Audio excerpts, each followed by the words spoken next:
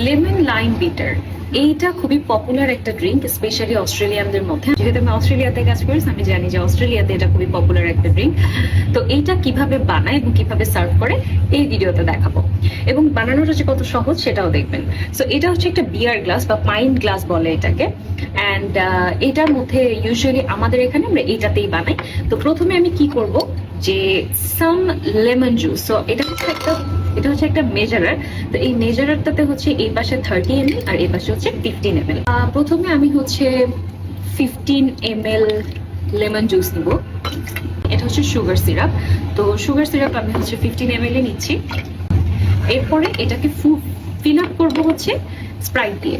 এবং বিয়ার ঢালার কিন্তু একটা নিয়ম আছে, বিয়ার কিভাবে ঢালে আমি ঠিক সেভাবে করে স্প্রাইটটা ঢালবো। তো এটাকে একটু কাট করে নিয়ে তারপরে বিয়ার ঢালতে হয়। কেন? কারণ হচ্ছে উপরের ঝাঁঝটা বা ফেনাটা যেন অনেক কম আসে।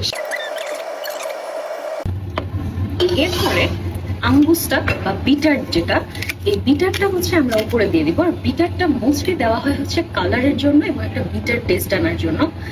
সো খুব বিউটিফুল একটা কালার চলে আসবে উপরে। এরপরে বার স্পুন, যেটা এটা দিয়ে চাইলে আমরা একটু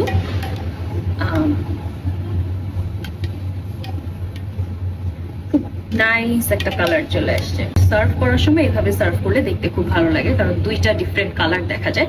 এবং এটাকে আরেকটু সুন্দর করারও একটা ওয়ে আছে, সেটা হচ্ছে একটা সুন্দর লেমন গার্নিশ যদি দেওয়া যায় তাহলে বেশ ভালো লাগে। তো আমি গার্নিশও কেটে ফেলেছি। এই যে হয়ে গেল আমাদের লেমন লাইম বিটার।